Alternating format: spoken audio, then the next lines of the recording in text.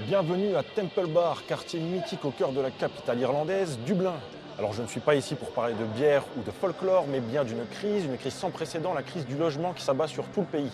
Cette crise touche particulièrement les jeunes actifs qui, sans logement, se retrouvent sans perspective d'avenir ici. Certains ont dû retourner chez leurs parents, d'autres ont quitté le pays ou envisagent de le faire. Alors pour Witness, je suis parti à la rencontre de cette génération qui se dit sacrifiée. This is my childhood bedroom that I am now back living in again.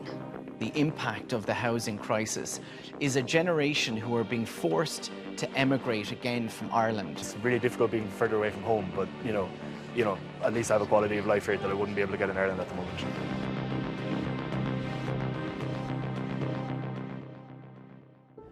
Dublin, capitale et symbole d'une Irlande en crise. Les loyers, comme partout dans le pays, ont été multipliés par 2 en 10 ans. Les prix de l'immobilier ont suivi cette même tendance, atteignant des montants records. Les salaires minimums, quant à eux, n'ont augmenté que de 13% depuis 2011. Avec une inflation qui suit le contexte international, cette situation pousse les plus vulnérables vers le sans-abrisme et oblige les revenus modestes à faire des choix entre se nourrir, se soigner ou se loger. Une génération subit cette crise de plein fouet, les millennials. Trop jeunes pour acheter il y a 10 ans, ils n'ont pas assez de revenus aujourd'hui face à la crise pour vivre confortablement. Depuis 2010, le nombre de jeunes propriétaires a baissé considérablement, passant de 60% des 25-34 ans à seulement 27% actuellement. Pour comprendre l'impact de cette situation sur le quotidien des jeunes Irlandais, je me rends à Waterford, une petite ville côtière au sud-est du pays. J'y rencontre Sinead Hélène. Elle a vécu pendant 10 ans à Dublin, mais a été forcée de revenir vivre chez ses parents suite à une séparation il y a 4 ans. À 33 ans, et malgré de bons revenus, il lui est impossible de trouver un logement à louer, et encore moins d'acheter un bien. So this is my parents' home then in Waterford that I'm now currently living in. Come on, Mel.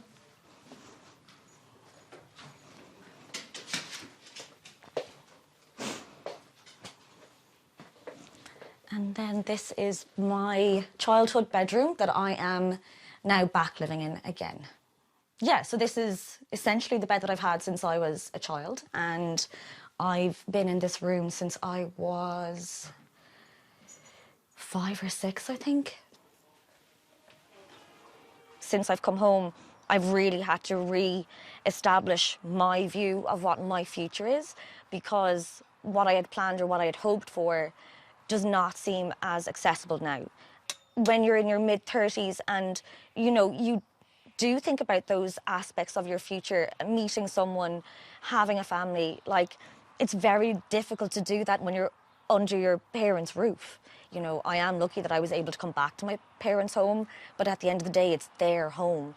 It's not my home, and then moving back into my childhood home, or into my childhood bedroom, that is a very bizarre mentality to reach back into. And that room is kind of, the last memories I have of my bedroom was sitting the Leaving Cert when I was in 6th year. And that was all about getting to college, getting your degree, moving out from home and living that life that you wanted for yourself. And now I'm back in that bedroom, and it's a really odd mind space to be in, La solution pour Sinead Hélène serait alors l'émigration. Cet été, elle tentera sa chance à Berlin pour voir s'il est possible de s'y installer et de démarrer une nouvelle vie. The reason I'm definitely looking towards immigration is because I want to have some resemblance of a personal life and a family life. I don't want to wake up someday and I'm in my 40s and I'm possibly still in my childhood bedroom, and I've not had the chance to experience what it was I wanted from life. Avant de repartir, Sinead Hélène me présente une de ses amies, Marie-Jeanne, 37 ans. Ne pouvant ni acheter une maison, ni louer à un prix abordable, elle a décidé d'investir dans un bateau et d'y vivre. Well, welcome. This is my home. It's very small, but it works for me and my dog. So a couple of years back, I was trying to find a place to live. I had been staying with my parents as I'd had back surgery, and my recovery had gotten to the point where I could go live on my own again. And when I looked for places in Waterford and in Ireland generally, I couldn't afford very much. So one day over a glass of wine, myself and my friend thought it would be hilarious if I bought a boat. And then the next day I thought it might not be such a bad idea, and I spent about 2 years looking and trying to find a boat within my budget, because I had a very small budget. And one day I found a boat in Scotland and I bought it for half nothing. Yeah, this lifestyle and this way of living is incredibly cheap compared to like the astronomical pricing that there is on renting and housing here. Like, it's impossible to buy a house. I can't even, consider buying a house. However, buying a boat would be so much easier. Les jeunes subissent et s'adaptent comme ils le peuvent à une vie toujours plus chère. Okay. Selon une récente étude de l'Office des statistiques de l'Union européenne, Eurostat, l'Irlande était, en 2022, le pays où les dépenses des ménages en biens et services étaient les plus élevées. En d'autres termes, l'Irlande est le pays européen où la vie est la plus chère. Tous les gens que j'ai rencontrés m'ont dit qu'historiquement, les gouvernements en place n'ont rien fait pour remédier à cette situation, favorisant ainsi le statu quo. J'ai voulu avoir une réponse des autorités irlandaises, mais personne n'a donné suite à mes sollicitations. Les locataires ne possèdent quasi aucune protection. Ainsi, jouant sur une demande largement supérieure à l'offre, les fonds d'investissement et multipropriétaires de logements peuvent facilement expulser leurs occupants pour maximiser leurs profits. Le nombre d'expulsions dépasse actuellement le record établi lors de la grande famine irlandaise au milieu du 19e siècle. Le pays est au quasi plein emploi, mais l'inaction du gouvernement est largement décriée. Rory Hearn, maître de conférences en politique sociale à l'université de Maynooth, pointe dans ses ouvrages les différentes décisions qui ont conduit à cette situation et aborde les solutions possibles.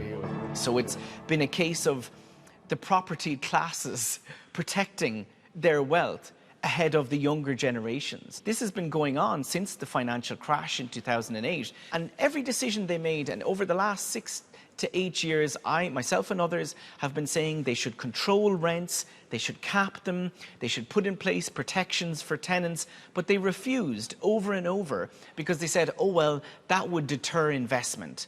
That would deter landlords. That would mean they wouldn't remain as investing. In the last 2 or 3 years, we're seeing once again an increase in the number of young people who are deciding not to stay and live in Ireland, but to leave permanently. And these are people who have been educated, who have degrees. We are starting to see birth rates amongst younger people falling because clearly, to have children and people feel secure, they want a secure home and they want to be able to see that they can have a secure home in the future. At the moment, young people can't see that. We need to see a major intervention by government. We need emergency solutions. And I think that, for example, it should put it back in place, the ban on evictions to protect tenants so they can't be evicted when a landlord is selling their property.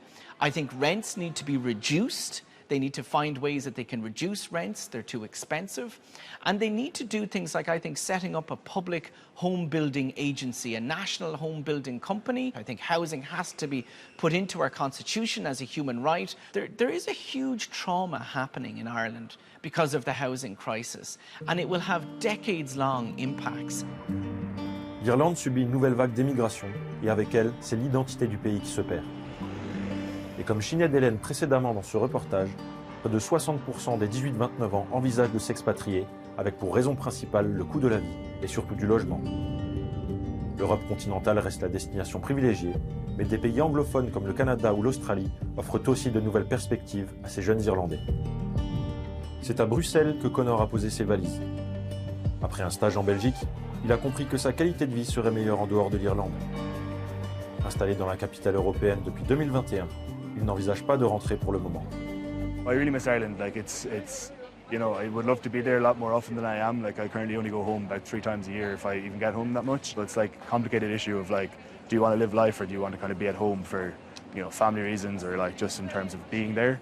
And yeah, but like it's a big thing, and I think everything is tied to the housing crisis. And things seem a lot more affordable here, especially in terms of rent. Like I pay, not that much in comparison to what I'll be paying in Dublin, for example. And the housing is of better quality as well. Like landlords take better care of it. There's better rights around tenancies here. As a young person, that's heartbreaking, but also like I can see how life is on the other side. Life isn't always the best here either. There's obviously difficulties here too, and it's really difficult being further away from home. But at least I have a quality of life here that I wouldn't be able to get in Ireland at the moment.